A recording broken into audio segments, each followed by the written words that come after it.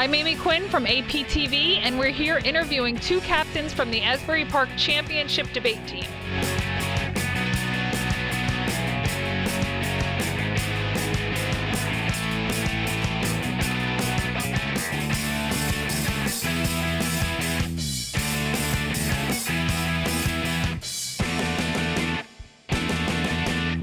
I'm Davon Byers. I'm a senior at the Asbury Park High School, and I'm the co-captain of the debate team, and I plan on attending college next fall. My name is Julio Gonzalez. I am also a senior at Asbury Park High School. I am the captain of the debate team, and I also plan on going to college in the fall. Lisa Miranda, who isn't here with us right now, she is the co-captain of Asbury Park debate team. She's a senior, and she plans on going to Monmouth University in the fall. I'm the advisor of the debate team. My name is Christine Demarsico. I'm sitting here with two tri-captains of the debate team and Christine, who's the debate team advisor. Christine, do you want to talk a little bit about the debate team? Yes, I would love to. My name's Christine Demarsico. I'm a high school teacher at Asbury Park. I'm currently the debate advisor. These are my two captains. We have three captains on the team, Lisa Miranda, and this is Julio Gonzalez and Davon Byers. We've had the debate team here at Asbury Park High School since 2011. We partner with Monmouth University. Dr. Joe Patton is my co-advisor. He also recruits his Monmouth University debate team, and the Monmouth University debate students mentor our Asbury Park High School students, and the mentoring program works in a twofold. The students are getting knowledge on getting into college and understanding the importance of college, and they're also learning the technique of the debate team. I would also like to emphasize my favorite part of debate is that 100% of my high school debaters graduate from high school, and 100% of my debaters go on to a higher education. So we're just going to ask you a couple of questions about the debate team. Can you both talk a little bit about how you got involved and what are the most important skills in being a good debater? I was involved in the debate team because my sister, she was a part of the debate team my freshman year, but I never really joined, and I just fell in love with debate. And what would you say are some of the most important skills in being a good debater? Some important skills about being a good debater is actually knowing your topic and how to speak it. Julio, how did you get involved, and what would you say are some of the most important skills? The way I got involved was a bit different, like my friend here. The way I got involved is that during a free period in class, I was having a one-on-one with one of my other friends about the election between Barack Obama and Mitt Romney at the time. And the teacher overheard this conversation, and she said to both of us, why don't we join a team? And my other friend, he right away joined a team, but I was a bit skeptical about it because at the time I didn't know that I would be a good member of the team, until Davon here encouraged me to do it, and that's how we became partners in the team too. Skill-wise, the importance of skills for a good debate, I would say it's similar to what Davon said, being a good speaker, knowing the topic, but also confidence, because without confidence, there's no way you stand up in front of a judge or in front of two other people who you don't know whatsoever and talk about a topic that is either not going around in the world or is about to show up in some place one way or another. So not knowing much about debate teams, how is the debate topic picked, and then how do you prepare? The debate topic is picked by the Urban Debate League, and they hold a summer camp, and in that summer camp, they towards the end, they bring up all of the evidence during the summer camp, and that's how they usually choose it. And how do I prepare? We usually prepare by when we practice a lot, two, 3 times a week, and the Monmouth debaters, they'll come and help us. They'll teach us a lot about debate. They help us with our cases, and they get us ready for the debate. Great. And Julio, is it hard for you to argue both sides when you're doing a debate? Extremely. It is extremely hard for me, and not just for me, but for other members to argue both sides, because normally it's human nature for one person to be inclined to a specific topic and for another person to be inclined for a different topic. But then there's the situation of adapting to other topics, so it is extremely hard to argue both topics. And what was your most unusual experience at a debate?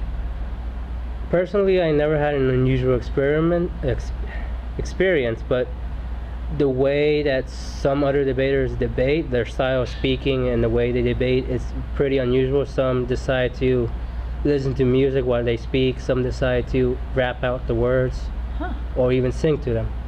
Wow. And what was your best debate, Davon, and what was your worst debate, and why? My best debate had to be in Bronx Science, because me and my partner and I, we didn't really know Bronx Science was like a top school.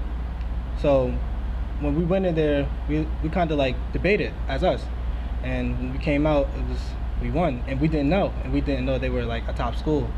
So when we were told that, our faces, our smiles just blew up. And my worst debate, I would say, would be my first debate, my actually first debate, because it was a learning experience. I really didn't know what I was doing going into the debate match, but it was a learning experience. So good. And Julio, what was your best and worst debate? My best debate will be my first ever debate, really.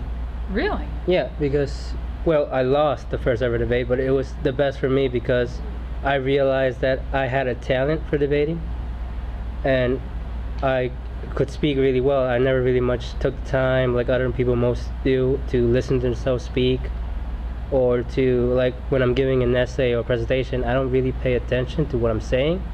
It's most like a natural thing for me to speak, and I didn't really realize it until I first debated.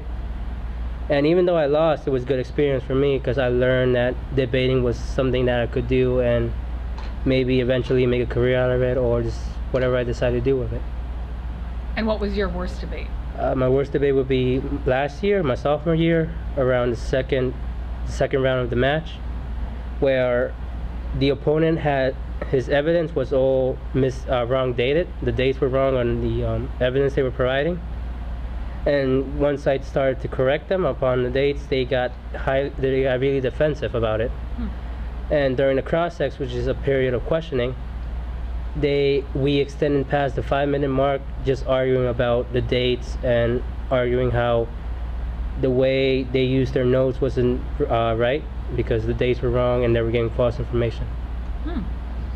And again, just for some people who are just learning about debates, how do they decide, what's the criteria? How do they decide who wins the debate? Is there a point system, or? They usually decide who wins by their speaking and like how you like cope with like problems. Like if I'm negative, like how am I speaking about it? Like what are my points? And that's really much all. And would you say the same thing? I would say the same, but I would like to elaborate on the second part he said. It is mostly based on how you argue. If the affirmative team, for example, brings up a topic that the negative team doesn't cover or decides to ignore, then the affirmative will most likely win. So they base it off how you argue, and if you hit all their points, most likely you'll win. Wow. And Christine, do you want to talk about what's in store for the rest of the summer for the debate team? Yes, I'm very proud of our debate team this year. We had 2 debates in the Urban League in New York City. Our first debate, we came in 2nd place overall, and we placed 2nd and 3rd place in our pairings. When you debate 2 partners, so you go off each other. So there's 2 people per team. So we won 2nd and 3rd place, and we also won 5 of the 10 top speaking awards. And then we had our second debate in April in Queens, New York, and we came in 1st overall out of 17 debate teams. So I'm really proud of them. And because of our success this year, we have been offered to go to a Harvard University debate camp. So 5 of our debaters will be attending that in July. And also the Urban Debate League will be having a overnight camp in the first week of August at Monmouth University. And the rest of the debaters will be attending that. So I'm super duper excited about everything that we've done this year and over the past 5 years. Just a couple of other questions. How do you argue a topic that you don't agree with that's been assigned to you? Well, it's mostly just a period of like adjusting to the topic, because mostly everyone has their own opinions of a certain topic and what they feel comfortable with. So it's mostly a period of adjusting to the topic and just getting a feel for the notes and basically just going with what you know best and the way you keep debating. There's no reason for you to change that just because something shows up that you don't like to do. To add on, the Urban Debate League, they usually like have cards for us, or we either look up cards ourselves, like that's up to date, that with the argument. But if we don't have the argument, like Coach Joe says, shout out to Coach Joe, fake it till you make it. And like with analytics, you can pretty much know the topic or what they're talking about, so you can counter it. And if you and it's important not to drop a case in the debate, because like that's automatic lose. So to not drop the case. What do you mean when you say drop the case? So if they talk about, say they talk about, I don't like, what's an example? If they talk about the Cuban embargo for an example. If they say that the Cuban embargo is cutting off trades, which can help out the economy, if we don't say anything in respect to that and we just ignore it, it'll be basically dropping the case. Yeah. Okay. If you don't respond to something that the affirmative says, is basically dropping the case. Okay. Would you encourage other people to get involved in the debate team, and why? Yes, I would most certainly encourage anyone to join debate, because debate has helped me a lot in my life. I was always like the shy kind of person. I didn't like to get in front of a group of people or do it or say anything, but debate has helped me a lot because it built my confidence and my self-esteem, and it also helped my public speaking, to get up in front of people that you don't know and a judge that you don't know, and to explain yourself and to reason yourself and fight for like your side, and it most likely helps. And would you encourage other people to get involved in the debate team, and why? Most definitely. Like my partner said, it helps you out with socially, helps you out, even with academics, it helps you out. And it's just a matter of trying out new things too. It's like taking a leap of faith. Eventually you have to step out of your comfort zone and try new things. And certainly the debate team can help, being in the debate team can help you with even the little things. Like for a job interview, you can really surprise them with the way you speak, the way you formulate your sentences and all that.